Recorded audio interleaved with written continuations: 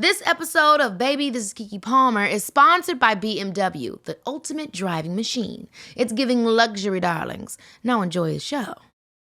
Do you know what they call Keke in Jamaica? What? Okay, Keke is the highest strain of ganja. And period, poo. Shots fired. Yeah, shots fired. People didn't seem to get the real deal of the movie. They thought it was Bob's life story. It was not Bob's life story. You got to listen to your heart, listen to the beat, listen to the rhythm of the street. Yes! Hey, Mom. Hello, how are you? I'm good, girl. You know, it's been a long day. How's your day been? It's going good. I started back walking. You know, I'm doing my 2 miles a day. Walking? Yeah, I just do 2 miles. Your dad, he try to show off. He do like 8 or 9. I just say, bye, see you later. and then he tried to get me to walk out in the neighborhood, and I said, never. And he said, why? I said, because the problem is you keep walking and walking and walking, then you get tired, and then your ass got to turn around and go back and go back and go back. And it's the go back that I can't do.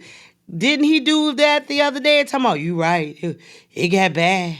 Oh, my God. I made the wrong turn and went up a hill. Then I had to walk down the hill. I told you about that spontaneous walking. That has happened to me before, but usually what I do is just call an Uber to pick me up and drop me back to hell off. So we all have our ways, don't we? Today on the show, we're talking about collaborations. Obviously, I have Sharon Marley coming on and her daughter Donisha, and I'm excited to talk to them because they've been doing a lot of work together.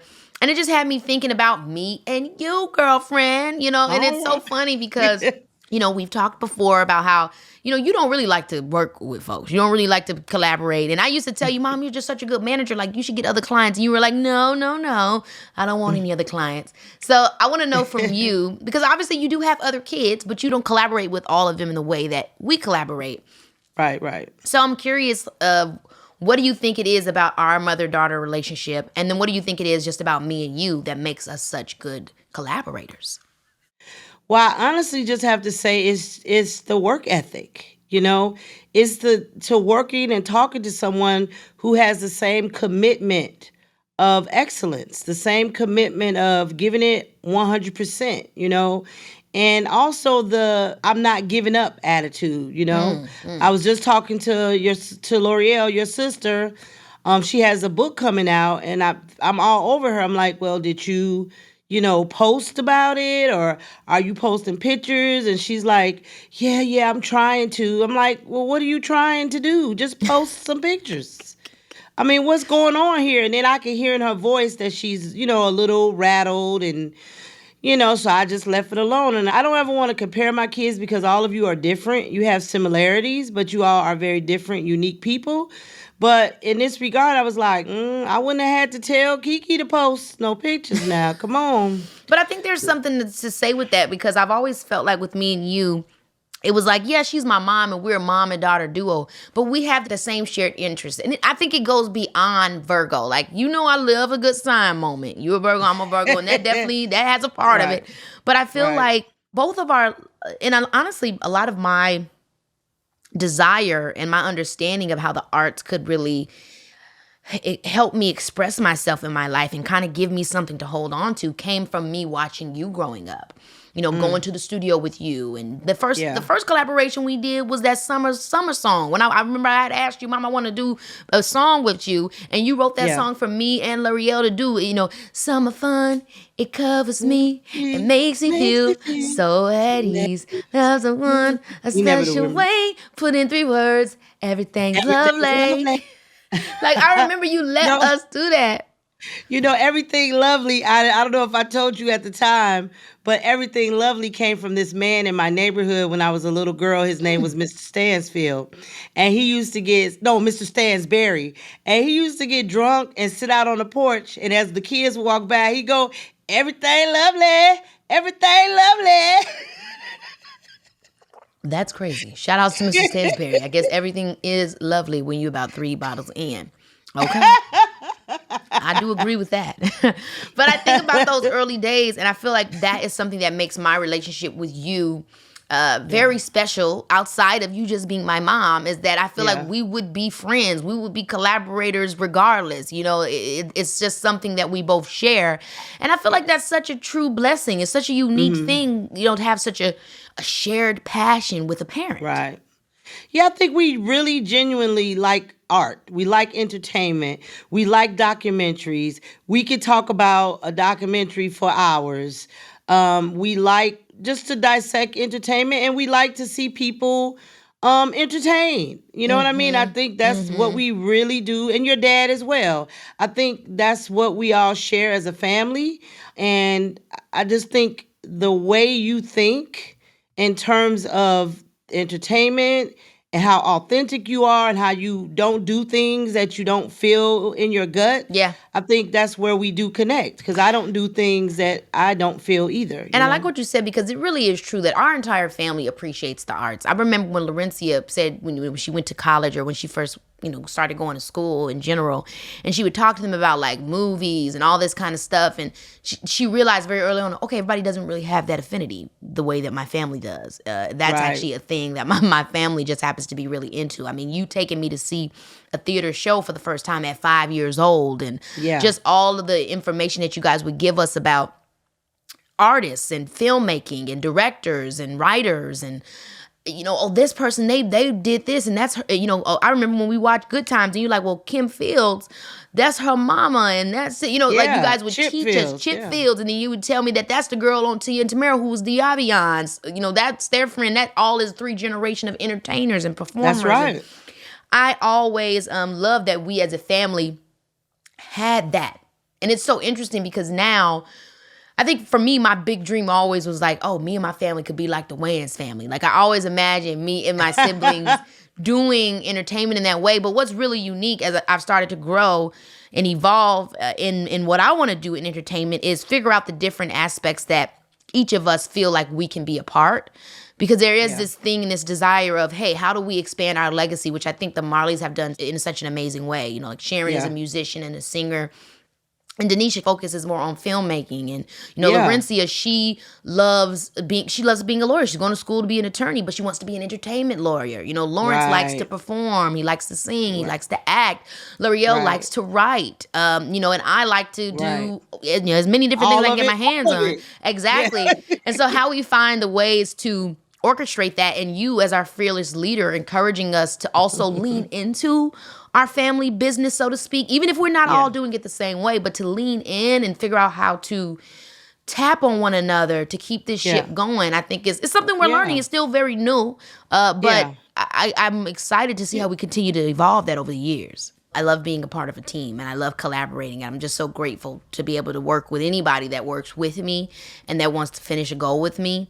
I am intense, and I definitely have high standards, but I do try to make that a fun, common goal, and I try to be patient and take my time and all that stuff, you know what I mean? Because, hey, anytime that you're trying to get something done, you can't do it alone. So the people that are doing it with you, they gotta feel like appreciated and valued, because who the hell wants to be somewhere that they ain't valued? That just sounds crazy. Yeah, this is intense. This is a very fun, exciting, yet intense family atmosphere. And if you're working with people that don't respect you or you don't respect them, it can make the days very long. One last one I thought of.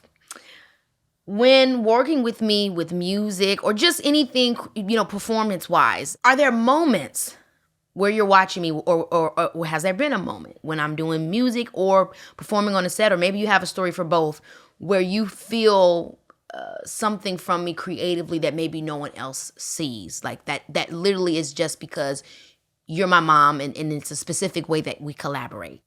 I think you're an intelligent entertainer.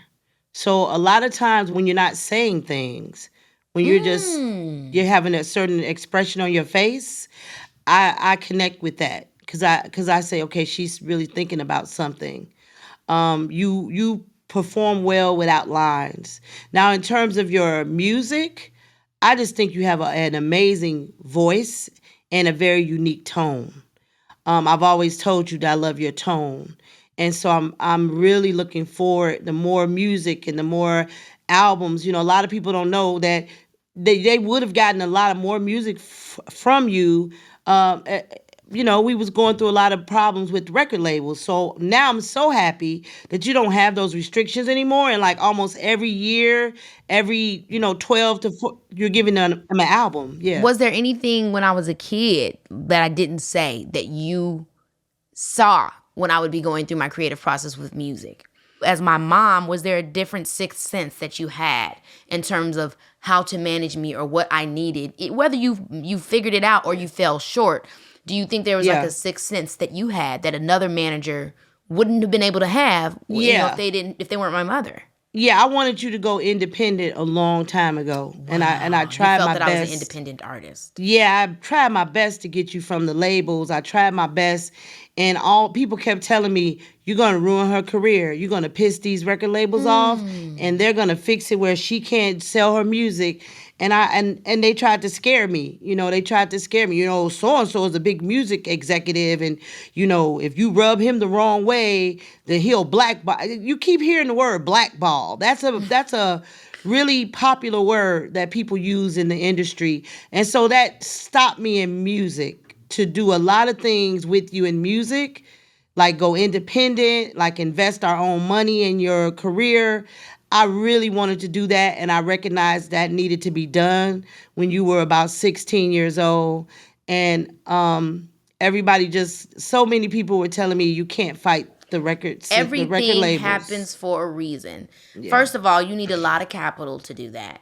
Second of Yeah. all, the infrastructure of being able to go up against the machine in that way and have other outlets didn't totally exist.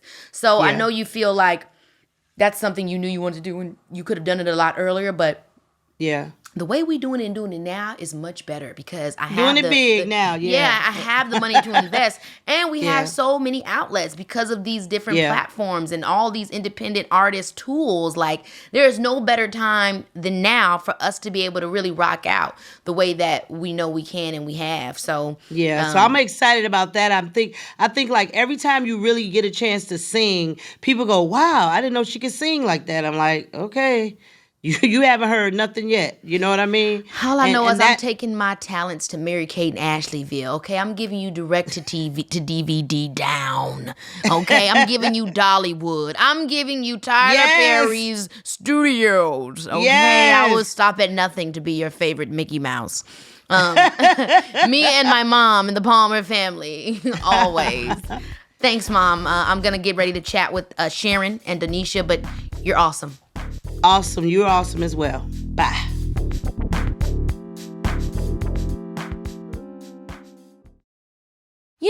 It takes the best to set new standards. The best don't play by the rules. They make their own and do it with confidence and class. I can't tell you how much easier it has gotten to color outside of the lines of my own life and career the more that I've done it.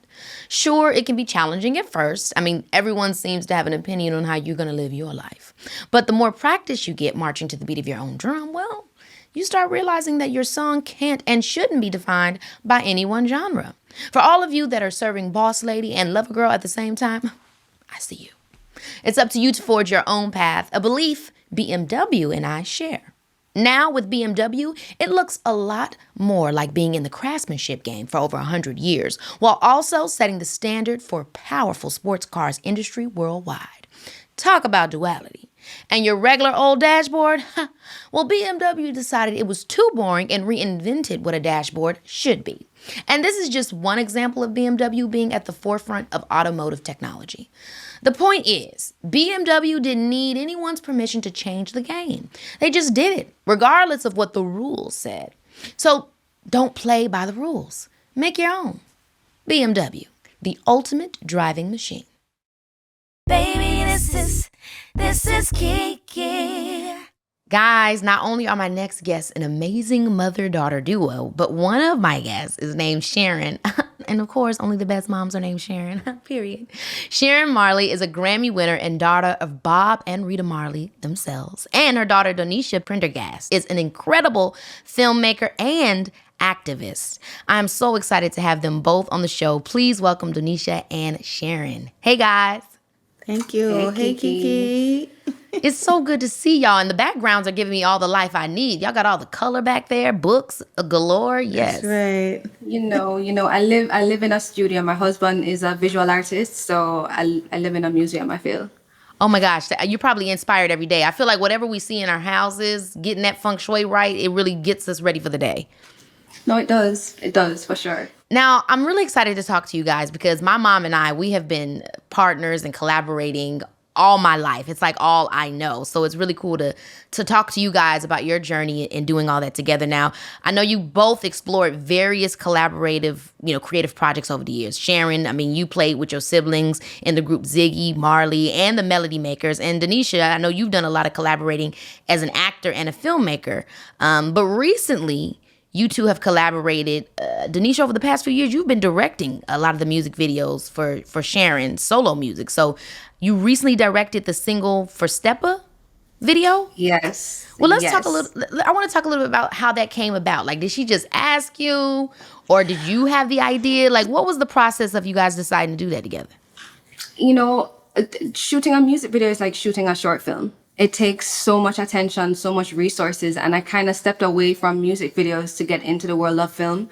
But with mommy coming out as a solo artist, she kind of just held me by the neck to be like, listen, get your shit together. We need you. Go write me a treatment and let me know how much it costs. And you just have to be like, yes, ma'am, I'll be back. So, yeah, that's how that happened. Exactly. And here we are. Love that. In your mind, Sharon, is that how it happened? That's exactly how it happened. I spend a lot of money on these kids, and so I figured they have to pay me back sometime. So guess. this was a good time for me to say, you know what? This is what you went to college for. Yeah. This is what this is all about. Show me your stuff. And not only that, I believe in her. I believe in what she does. She's so very keen and sharp-eyed, and her experience actually teaches me. So I learn from her. So it's a confidence. It's a mutually beneficial relationship. I love that. And it's also in my mind so much of you guys' legacy. I mean, you're all so talented. Obviously, you come from brilliant talent, an icon. And I feel like I see it trickled out in all of your relatives. Like there's always so much music or arts coming from your family. But I wonder if that ever brings a certain pressure to sometimes the collaborations. What was the process like, Donisha, for you? Like, coming in and doing that, and obviously having the background of your family's history, does it ever create any tension for you or nerves? Definitely nerves. I mean, because everybody in my family sings, right? I'm like the only filmmaker. I mean, Uncle Ziggy now has his credits with the One Love movie, but before that time, I'm the only trained filmmaker in my family. So it's like, I don't sing, so I better be sharp in this world. And I think it's been really empowering. The first single that we did a video for was a remake of Grandma's song, Just One More Morning. And we were able to shoot that together. So it's 4 generations of us on set. Wow. My grandma, mommy, me, and my son was just over a year. At that point, I was still breastfeeding, but being supported by my family while I am directing and producing and being able to break to go, do the thing and then be back. It was really wholesome. And it kind of helped me to realize that this is the way I want to work as a mom. Like, I want people to understand that I'm no longer just Donisha. I'm now somebody's mom. And you need to create a space for me to be that while I work with you, I love what you said with that, because that's the same thing for me. It changed the way that I worked. I love what I do. I'm passionate. It's become a family business myself, even though people don't know us like they know the Marleys. But I always wondered, and I'm curious with you guys, both of you, because it was the same thing for you too, Sharon, just as much as Donisha. When you're born into that kind of thing, is there ever a moment where you think, well, what would it be like if I decided to all of a sudden get into real estate or be a doctor or a lawyer or something that's not creative? Was there ever a moment where you felt kind of that you had no choice, or was it always a natural integration? Like, no, this is what's around me and my family, and this is also what I want to do. It's definitely a natural integration, and singing with the Melody Makers didn't prevent me from doing other things, because I'm also a Montessori teacher. I'm a trained Wow. Montessori teacher. I work with the toddlers, and now I've progressed to where I'm now teaching teachers. So, Wow. and singing at the same time. So, singing didn't interfere with anything else that I wanted to do. Donisha, was it the same for you? Like, I'm sure you can sing, but you didn't necessarily want to pursue singing and music in that way. You went to kind of filmmaking. Was that for you like, okay, I'm going to be into the arts, but I'm going to do it my way? Or did you just really connect more to filmmaking than the music space? You know, Keke, I think that's where you and I are similar because you too can sing. I know, we know, but you choose to, manifest in other ways. And I think that's it with us who are multidisciplinary artists. Like we literally are responding to the world in an organic way. We're storytellers. So whatever vehicle the story needs to be told through, we do that. I think we don't like the pressure of Yes. trying to be commercial or, like we just literally want to be artists. I could not agree with you more, Donisha, when it comes to, just having so many interests. A lot of people will try to ask me, which one do you like more? Which one do you do more? Or it seems like you like acting more than you like singing. Or it seems like, well, I'm going where the wind blows and where it takes me and my creative pursuits. Like no door is closed and no rock unturned, but I'm not going to do it just to prove something to somebody. I'm going to do what it feels for me at that time. Right. So tell me what inspired Steppah. Everybody have their different way of going about making music. I'm not a big songwriter. I just love to sing. I'll sing everything. But my son, Ingemar, is a songwriter, has been since he was yay high. And so when I now that I've decided to come back into music, different people are sending me beats. So whenever I get the beats, I turn to him. I'm like, okay, here's another beat, write a song. So that was the thing with Steppah. Somebody sent me the beat and I said to Ingemar, okay, our next track is going to be, and he came back with Steppah, and I went in the studio and then I embodied it to be my story. We brought Big Youth on as being the ambassador of Jamaican toasting. I know, you guys may be a bit young to understand what toasting is. Yeah, you tell guys me what know it that as is. dancehall or rapping now, but back in the day, it was toasting. I don't understand a holiday. Now I'm not 40 late. It's if it stop spread propaganda on the dread. It's different than rapping and dancehall. It's a different type of, a different laid back kind of slangy. So we decided to get this old school feel onto the track, and it's fire, it's fire. Donisha, what was your vibe when they first played it for you? What kind of was your reaction to it? Shots fired. Yeah, shots fired. Okay, they're gonna have to come good to catch up to this one. Okay, That's what I period. thought. Yeah, period. Because I'm just like, first of all, my mother is back. Okay, like with this vibes and like she's saying, Big Youth is one of the founding voices of the genre of hip hop as we know it. I know Cool Herc is who is recognized, but Big Youth is also one of the foundation voices of that sound.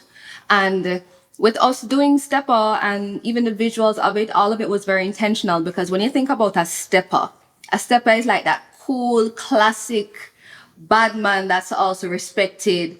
It has its own culture that it carries with it. And we wanted to try to visualize it a bit through the video, but also tell a little bit of the backstory because for me, the Steppah naturally is my father. I mean, What? I'm sorry, I just had to go there. You know what I'm saying? Like we haven't spoken about this to anybody, but that was the inspiration for me. Like Kids. right when I was writing the treatment, because I'm just like, I'm definitely gonna include moments from when they first met. When he was a football and she was a schoolgirl, and Oh, God, now we're in trouble. well, you asked your daughter to do the video.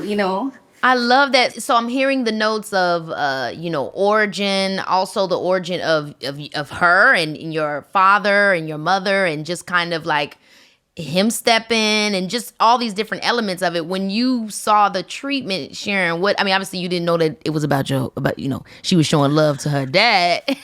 You know what? But I actually did because I had to tell her the story. Because when I heard the song, when Injima wrote the song and I started to sing it and feel it, that was what came to me.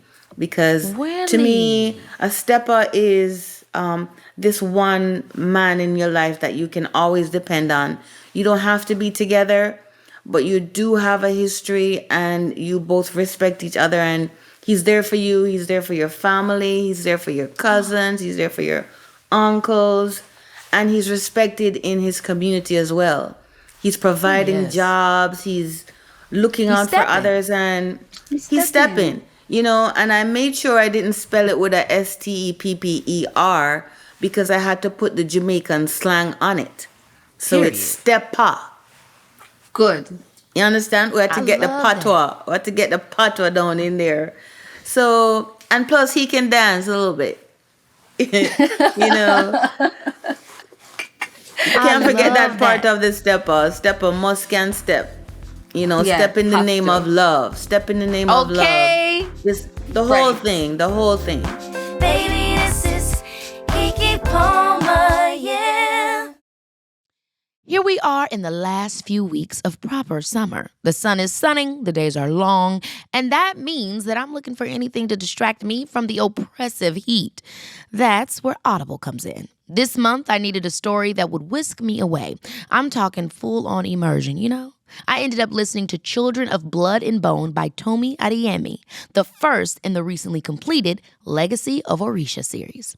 It is a gorgeous West African-inspired high fantasy novel that has strong female leads, compelling drama, and exhilarating action. Y'all should absolutely check it out.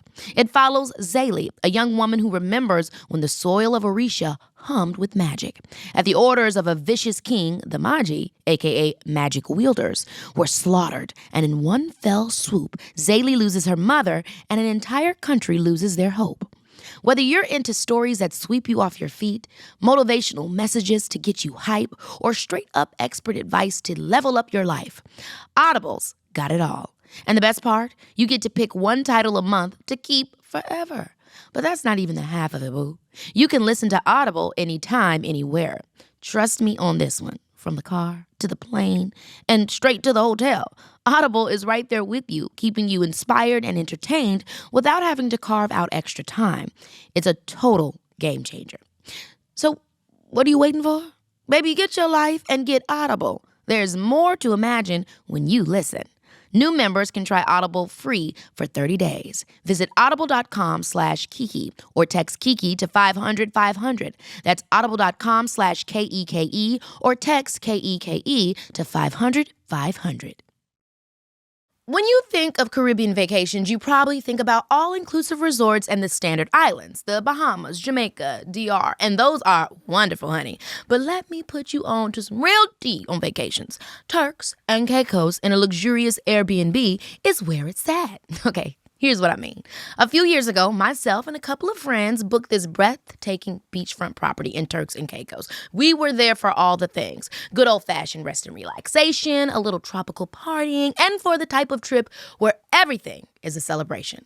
You know that the environment, the vibes, if you will, can really make or break the memories you're trying to create. We were truly blessed by having both a gorgeous location and an amazing superhost. Like, yes, thank you, Superhost. I did not know how to turn on the jacuzzi, and that is a very important part of my stay. And let me tell you, we took immediate advantage of that newly turned on hot tub and jacuzzi the night away. With guest favorites on Airbnb, you can look forward to your own magical experiences. Guest favorites are a collection of the most loved homes on Airbnb, so you can take the guesswork out of finding trustworthy accommodations no matter where you are. Go see for yourself. Book a guest favorites on Airbnb for your next vacay.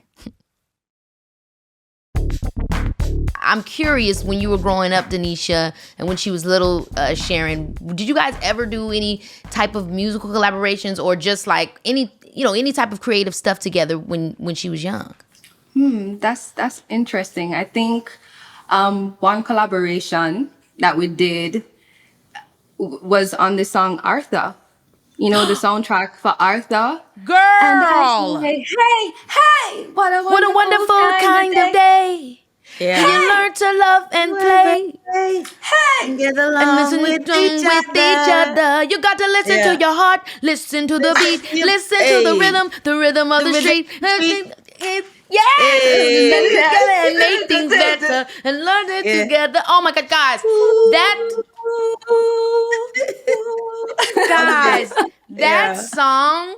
And what I love about that song too, and when I look at stuff from our childhood that is as impactful as that kind of thing, is like the messages were always so good. Like not only was it a fun beat, but the words were about being together and loving and family and oh my gosh. So wait a minute, you guys, you were on that. Yeah, they did lead. Ziggy Marley and the Melody Makers did lead, but us as the kids, we were like, hey! Guys, So it's that like, is the coolest. That's history. the coolest thing. That is history. I love that song, that show. I mean, those memories are some of my most fondest. As you can see, I went right into the song. So that's very cool. I know. the whole thing.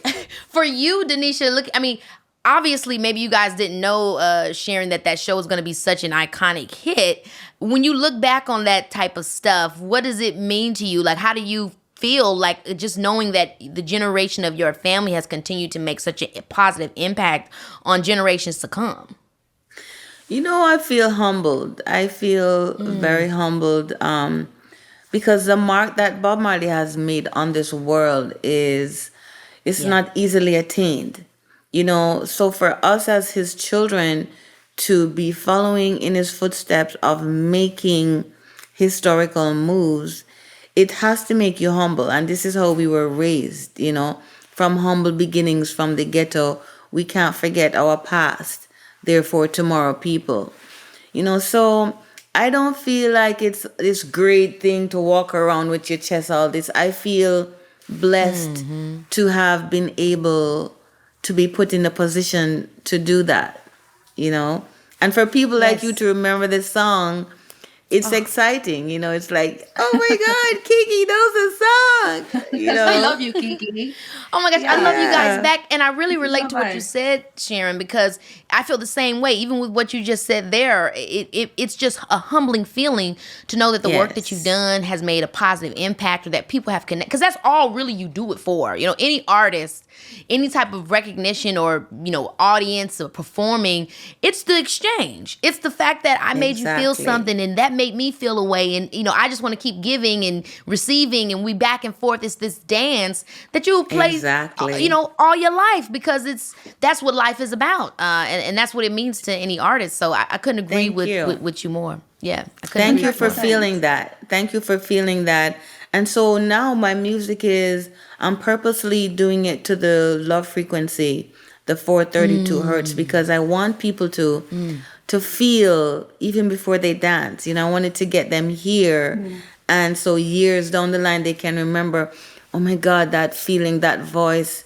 So that's my intention now. I'm intentionally not going for the Grammys, but I'm going for people to remember and to be moved heartically by the sound of my music, And what do you think it is that allows you to create from that space, right? Because I think a lot of times people don't know how to get there, right? And even if it's not them just trying to make money or get a Grammy or whatever, on the surface, that could be what they're saying. But I think in general, as an artist, knowing how to feel your heart and connect to what you're trying to say, it can be a difficult process. How do you feel like you've been able to kind of continue to nurture that deep part?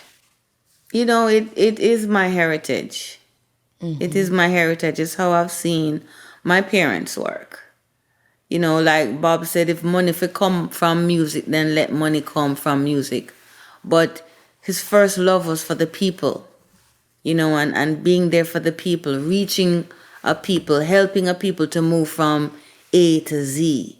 So that's my heritage, and it's automatically what I give back. I don't know any other way. Yeah.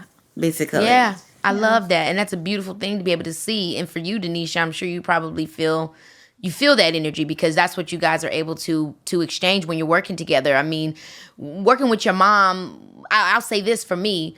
I've worked, I collaborate with people, whether it's a project, a director, or whatever it is. I'm working with others all the time. But working with my mother, working with my family, but specifically my mom, there's this different type of energy exchange where it's almost like I don't even have to tell her what I'm thinking or what I'm saying or what emotion I'm trying to project. And she can immediately know what I'm struggling with intuitively in a creative process. Is that the similar vibe with you and your mom, or how was it? I think you're right on that. Like, mothers are just generally just intuitive beings. That's just what we become. And my mom will always know if something is happening and I'm not using the words to communicate it. So I think on set was a different dynamic because I am producing, I'm directing, and she's the artist. And so now I have to keep her in the space of, Mommy, you can't really talk to me like, because, I am, so like I'm handling stuff. That's a real thing too, because it's like I got to have my boss pants on now, Miss Lady. Right. Right. And so, and so it's been really amazing and empowering to see our relationship evolve. For us, I don't think we've ever had the luxury of doing entertainment. I think because my grandparents represented a people seeking freedom in a post-colonial world, and that was made popular through music. What it did, though, is that it kind of defined the route that we would also have to take as artists. So Absolutely. yeah, I can't call myself an entertainer.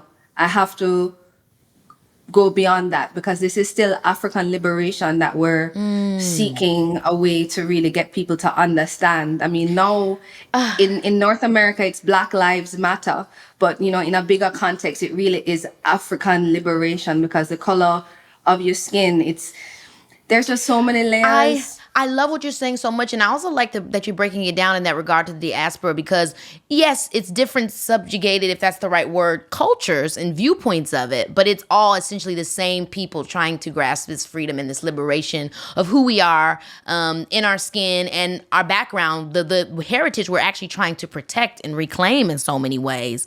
And I relate, even in just this conversation, we're both from two different places. We have different cultures. Obviously, we look similar, but my story is so... like the way that I came into artistry and entertainment through my parents, it was to be liberated. And it was to tell unique stories that represent us. And that was something that was so important to my parents. When they said, Keke, it is not enough for you to just be an actor or a performer. You have to be saying something. They told me about Ruby Dee, Ozzie Davis, these, like you said, over here, Black Americans, North Americans, however you want to say it, Black folks were doing more with their platform and using their gifts and their arts to tell a story that's important to them, even to Akilah and the Bee. My mom was like, this is a movie you have to do, about a young girl that learned how to articulate herself and use words to liberate and tell her story. And so I love what you're saying. Oh my gosh, thank you so much. You got me so revved up in what you're saying because it's like, and maybe that's also, Sharon, to the point of what you're talking about with heritage, when you're talking about creating your work from the heart, is knowing that and being able to stay in touch with that place. Because it can become difficult when the world is accolades and money and et cetera. I think that sometimes is what happens, is like getting lost from that root.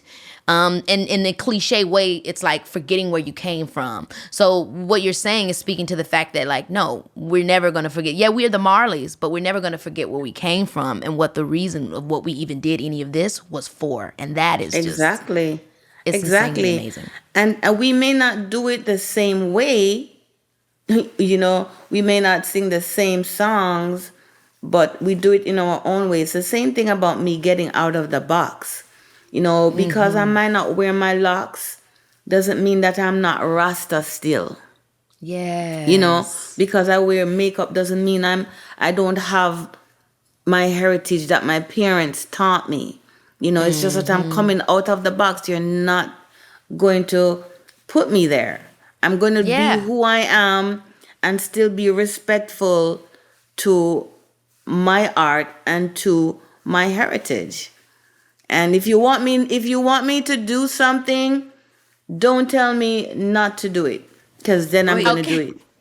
Okay. Don't do that. And I love that. Yeah. I think that's so important. That nuance is so important, especially being women in this space, right? It's like, there's always so many boxes that we're being put in as well, just on that alone. So I love what you said with that. Oh yeah, I will purposely do something to, Yeah, just literally. because. And Donisha, like when we're on the set, I have to, as much as I want to be mommy, I have to pull myself back, and respect that she's working now.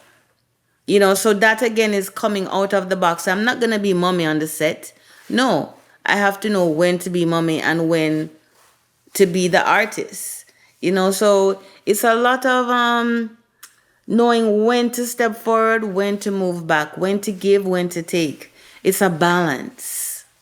I love what you're saying with that, and that you brought that up, because I related to what Donisha was saying in that regard, but I'm sure my mom would relate to what you're saying in that too, Sharon, because, there were different versions of us collaborating, where when I was a kid, I did need her to speak for me a lot because I was a kid, and I was also scared and still finding my voice.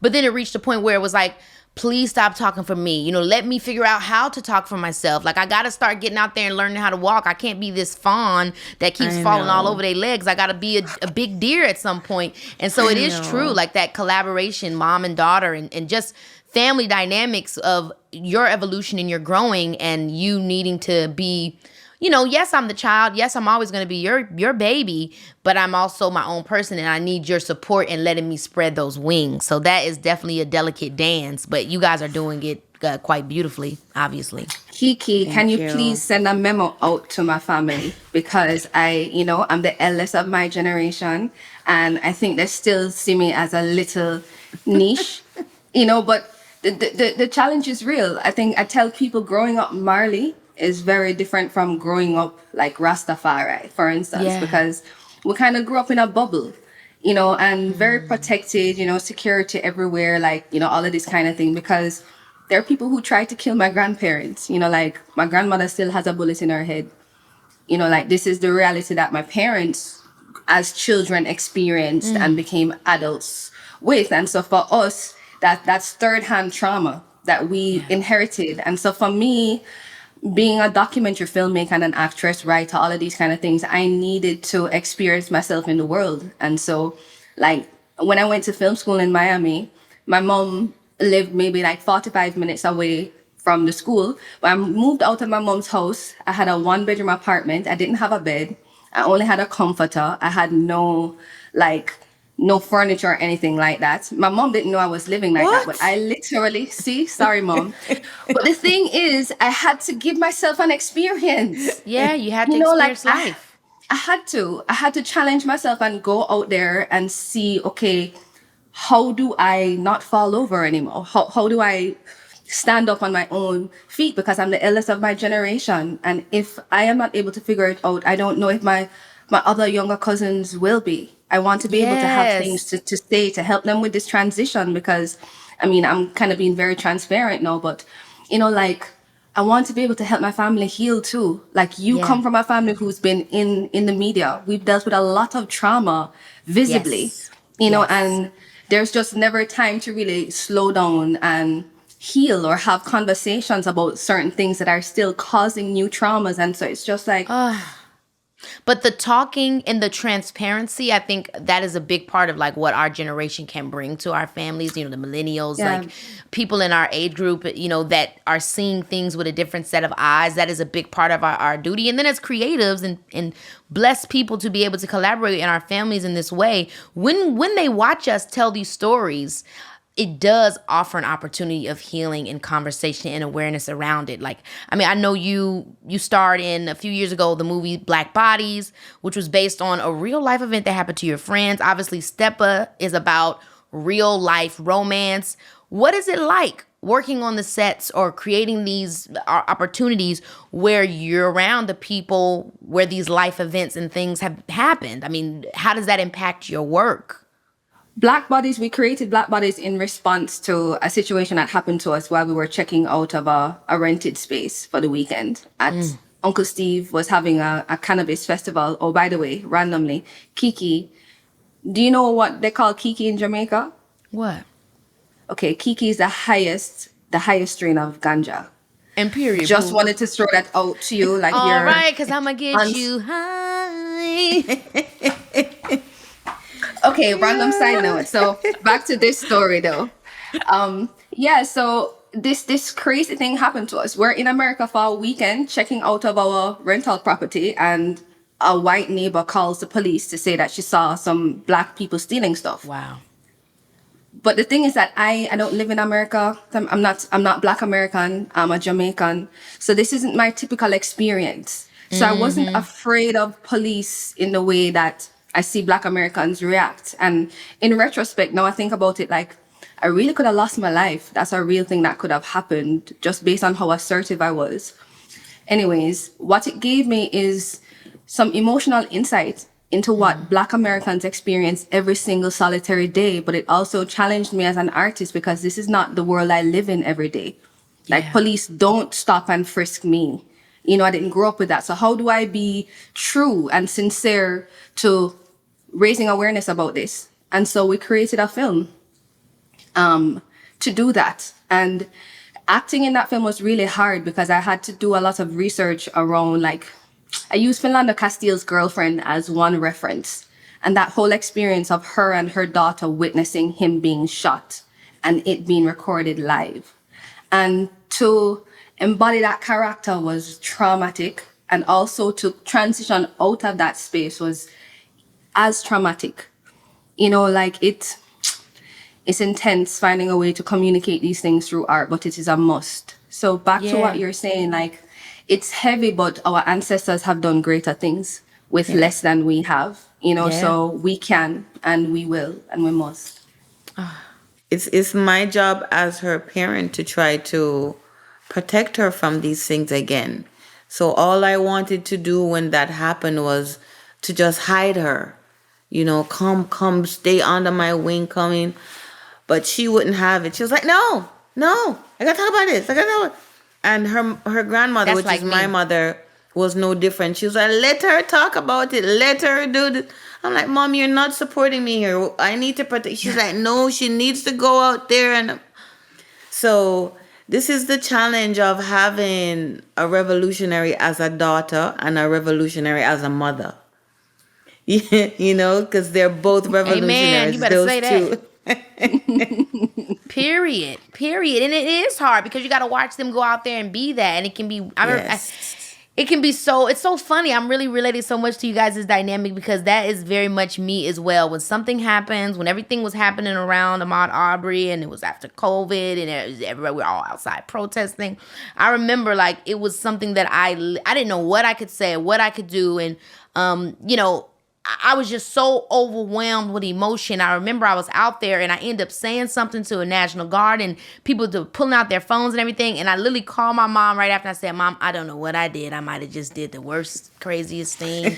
And I don't even know. But I had to say something. And I told her the thing. And I'm like, and my mom had the same like the same thing that you guys are doing right now. That was me and my mom, where my mom was like, damn, are you okay? Do you need to come out here? Like, what? And I'm just like, I don't know, but I feel better. I feel better. I said what I wanted to say. I didn't let myself feel afraid or held back because of what somebody's going to think. I did it. I'm calling you and letting you know, but I can't hold this in. I can't let this go. I can't let this moment pass by. There's something that I have to spew, and boom. And so I get that, but I also get the fear and the worry and the concern. But what's on our hearts is on our hearts, and having the support of our parent. My mom just being there for me to call and then saying, well, hey, it is what it is, was enough for me to know that, okay, I'm going to keep doing what's true to me. It's important. I think my mom, in my first year of being a mother, I led a campaign called Bring Raw Home to help a friend of mine get her baby back from CPS. And my friend is actually a former American Idol runner-up.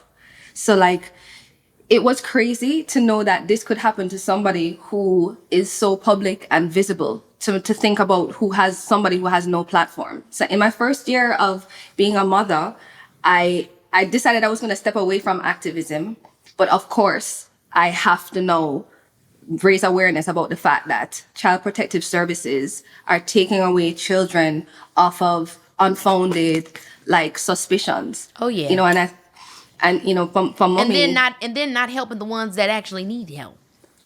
Boy, sis, that's like- a whole other. It's a really intense conversation that somebody has to have, because children are being auctioned to the highest bidder. Oh yeah, trafficked. You no longer have to go all the way to Africa to get children. You just take them from next door, from people who are poorer. And you know, people aren't talking a lot about this. I know Tiana Taylor, her recent film raised a lot of awareness, but like we need more conversations that really can shift the balance, can impact policy. You know, enough entertainment, y'all. Like African people, Black people, like, you know, ooh, Yeah. it goes deep, Keke. It goes super deep, and that's why I end up feeling like, you know, obviously going back to just, you know, collaborating with loved ones and just creating art is, for me, that's my sense of refuge. It's because I really know that I can't fix all the problems. I wish I could. And Mother Teresa said there can be no great things done, only small things with great love. Small and things in that's a great way, yes.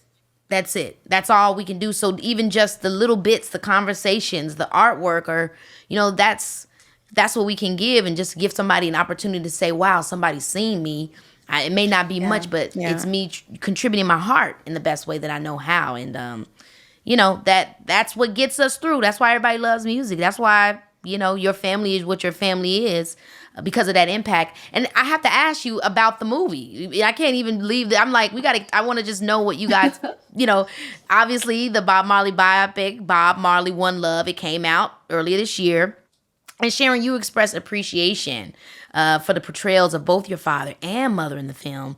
Donisha, I want to know what your thoughts. Do you share that same appreciation? You know, have you guys talked about the film? Do you feel like it brought you guys closer as a family? Or just what was kind of the impact of that movie being out in the world?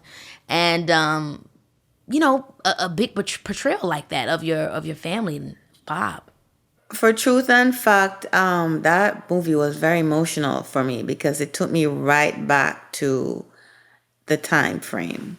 It took me right back there, and the trauma, I could feel it. I could also hear my mother behind me in the theater. She was wailing. And I couldn't stop her from crying, you know. The other I3s, the Sister Judy and Sister Marcia, were also there. And none of us could calm her. And Sister Judy said, you know what? Let her cry.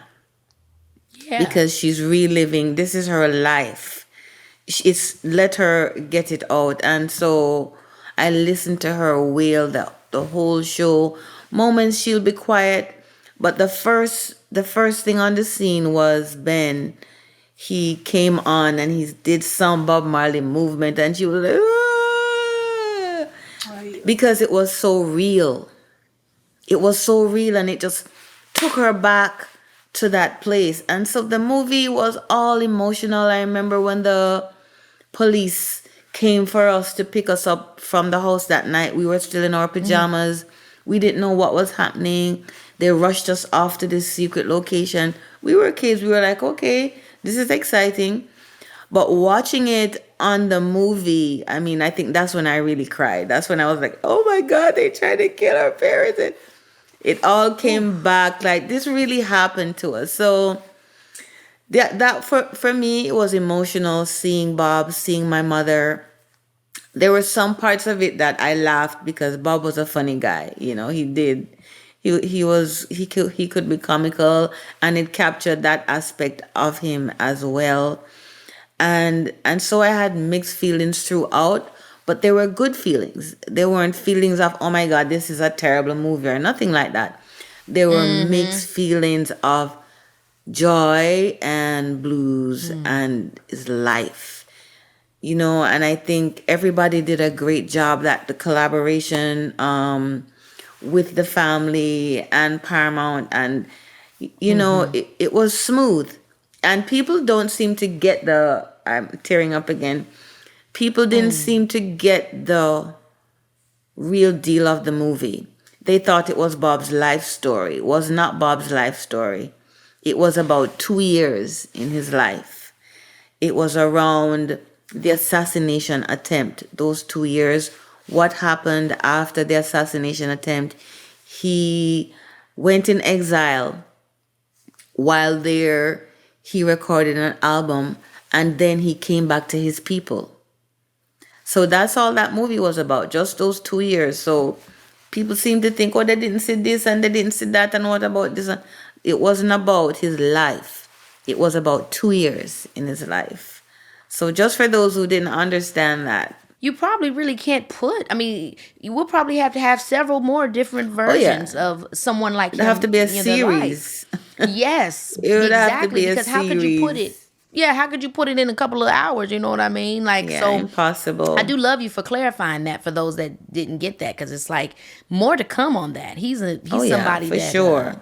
we'll continue to learn about, and be For able to sure. watch. And then the stories about. Wailers, the whole group, the story has to be told. And it might happen over a period of 10, 20 years. It's Yes. not a quick thing. It's a history lesson. Sharon and Donisha, you guys, first of all, this conversation has been everything, but I'm also so inspired by seeing you guys and hearing your story, and I just thank you for sharing your time with me. But before I go, I'd like to play a little game with y'all if y'all are down for it. Uh-oh. Uh-oh. Okay, Keke. Okay, so the game is called But the Gag Is. And how it works is I'll share a controversial, popular take on something that I think you two might have opinions on. And then I'll say, snap. so I'll tell you, and then I'll say, but the gag is, and then you share your hot take on it. You down? Okay. Sure. All right, let's see. Okay. Children of successful artists often struggle to overcome their parents' shadow. But the gag is... They can find a way still to define their own space and spin it the way they want, because it's 2024, baby. Yes. Anything to add, Sharon? But the gag is the parents come back in the children. So the parents never disappear. So watch out for those children. Now that's T-Boo. Did we get it? Did we get it? That is so true and so T, because that's what I remember. I was talking to somebody spiritual about that, and just talking about how I was feeling bad, I think, about a relative or just losing people. And they were like, well, that person you never lose them, because they're always inside of you. So when you're going through that hard time, it's, what would my mother say? What would my father say? Or what would my uncle have said? That voice, that being, that energy, it still is in you. So I love that you said that. That's right. Don't get it twisted. Okay, here's another one. Music isn't an effective form of political protest, but the gag is... Reggae music has liberated a lot of countries in Africa. So get up stand up for your rights. Oh, yeah. And that's the gag right there. That is definitely the gag. Yeah, it's not only for dancing, it's for marching too, Ooh, yes. Children always want to rebel against their parents, but the gag is... Them don't have nowhere to go when them hungry and them broke. So they're coming right back to your yard after the rebellion. They'll work out. But the gag is kick them out anyway.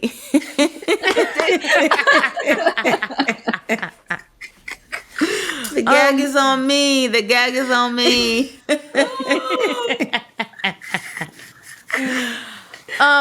Musicians aren't compensated fairly because of streaming services, but the gag is... We gonna still be musicians. Period. That's what the gag is. Even without the streaming and without the money, we still gonna sing. Yeah, and the gag is sometimes community currency is bigger than any monetary currency. Seen? So get it together. Community. I couldn't agree with that. As long as you have community, you have your relationships, those are your resources.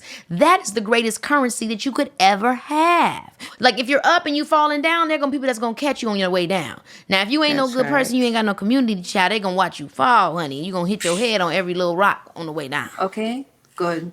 True that. True that.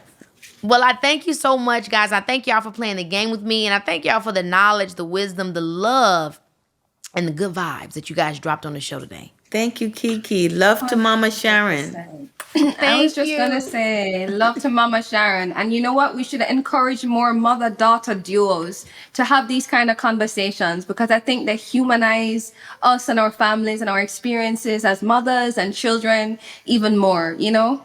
So I couldn't agree more. shout That's out. what, literally me and my mom, we do the podcast together. And it's like we be talking about Love it. everything. Love, sex, politics, Ooh. work, anything, you know what I mean? And so I couldn't agree more. that. Yeah, and I will invite you, Keke, to my podcast too. I have a podcast called Mother Creator, and we're talking specifically about that transition from being a mother to a creator, from breastfeeding to postpartum depression to like healing, all of that. Yeah, I'm down. so, Just let me know and I'll do it. yeah, let's make it Nice. happen. Period. Thanks for having us. This was so great. Thanks, guys. Yay! Bye. Well, everyone's been talking about Bob Marley with his biopic that came out, and rightfully so, because he's amazing.